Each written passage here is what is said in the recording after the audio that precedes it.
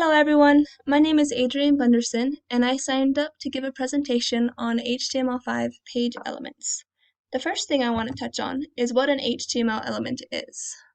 An HTML element is the building block of an HTML document. They include opening and closing tags, the attributes in the opening tag, and any text content within. They are often nested within each other, as you can see in this example on the bottom right. An HTML5 page element is an element that helps with the structure of the page. There are semantic elements and non-semantic elements. Semantic elements are elements that describe what they contain. A non-semantic element is just a generic container. I will be talking about the header, footer, section, article, aside, nav, and div elements.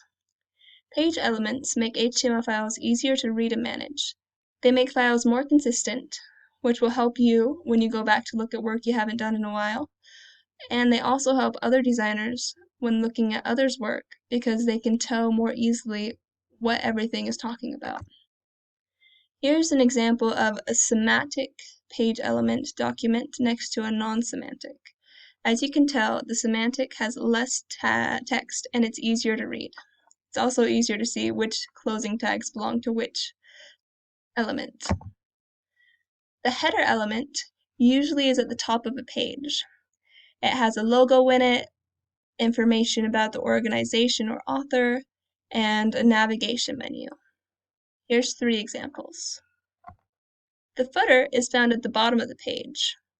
Here's an HTML script example and the footer from the church's website. You can often find copyright information, organization information, and important links. It is not always the closing element before the body tag. In this class, we are told to put our script element below the footer element. Section and article are very confusing.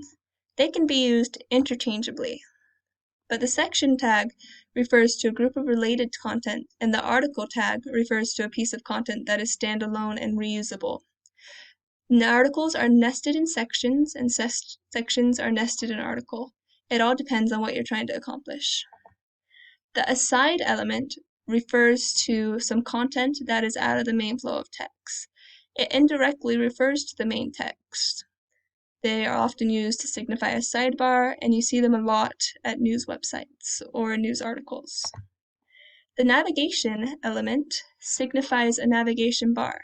It can be vertical or horizontal, and navigation bars, the nav element can be used many times on a web page. There is usually a main navigation bar within the header or right below the header.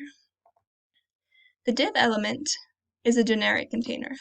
Its versatility is both a strength and a weakness. The weakness is that you need a class or idea in order to specify a specific div so that you can refer to it in CSS. The strength is that it can be used anywhere. It is hard to figure out which closing tag goes to which div though. A header example. This is the BYU Idaho website. As you can see, I've circled the header in the HTML and on the web page, so you can see both of them. So at the top of the page, it has the logo, the navigation, the site information. Here's the footer from the same web page. It has a lot of good links and information. It doesn't have a navigation bar in it. These are just links. Okay, and the section, CNN website.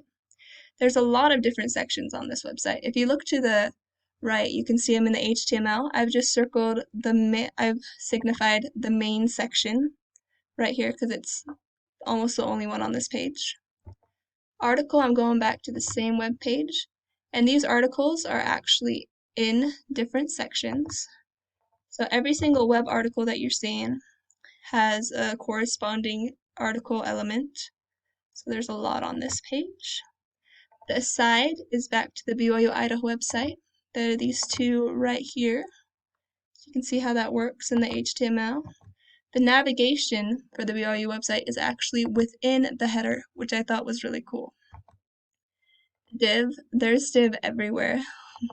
On the CNN website, there's a main div, and then all 3 columns are separated by divs too. So in conclusion, use HTML5 page elements to make your life easier. It gives us a specific, consistent way to label a web page that improves the readability and accessibility.